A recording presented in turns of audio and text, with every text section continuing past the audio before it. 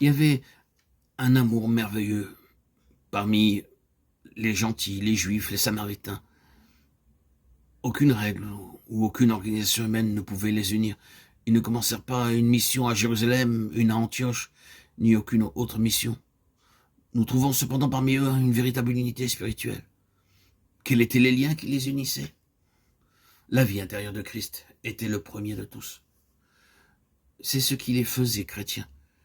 Mais il y avait aussi 4 liens extérieurs. Ils sont mentionnés dans Actes chapitre 2, verset 42.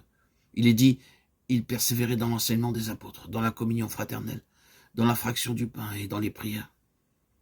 C'est ainsi qu'ils grandissaient spirituellement dans la grâce de Dieu. Maintenant, voyons ces liens qui peuvent nous lier ensemble en tant que chrétiens. En premier lieu, la doctrine des apôtres. Voyez Galates 1, 10, 12, 1 Corinthiens 2, 3, 5. Ils ne prêchaient pas ou n'enseignaient pas selon la sagesse humaine. Ils n'essayaient pas de plaire aux hommes, même si le peuple aimait ceci ou cela. Leur travail était de donner le message de Dieu, avec la sagesse de Dieu et la puissance de Dieu.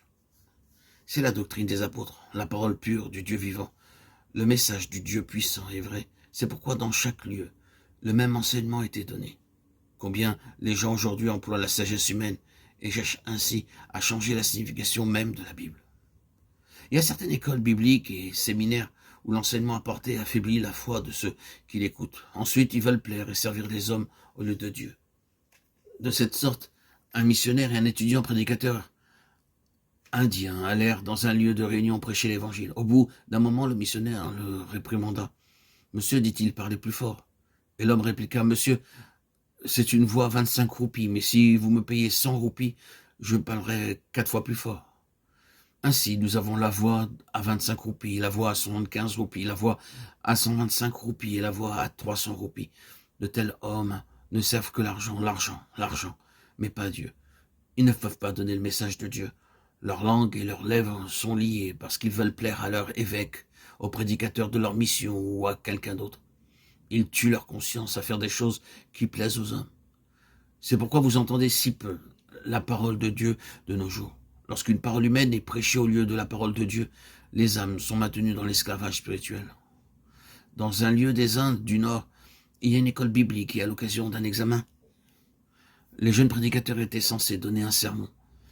Un jeune prédicateur donna un très bon sermon. Le principal lui demanda « Dites-moi s'il vous plaît, combien de livres avez-vous consulté pour préparer ce sermon ?»« Monsieur, répondit-il, j'ai consulté 32 livres pour préparer mon sermon. » Maintenant, dit le principal, dites-moi combien de temps avez-vous passé à étudier la Bible afin de préparer votre sermon?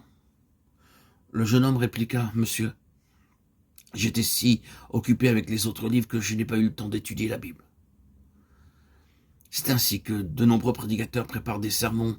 Tel prédicateur entre dans son salon, trouve un beau fauteuil agréable et confortable, prend une cigarette, une tasse de thé devant lui, et dans cette position commence à compulser des livres et à écrire son sermon. Il commence le lundi et finit le vendredi. Le dimanche matin, pendant 25 minutes, il apporte ce qu'il a préparé, appelant cela le message de Dieu. Quelle cécité, quelles ténèbres! Ce sont les paroles des hommes et non les paroles de Dieu. Ce sont les pensées des hommes et non la pensée de Dieu.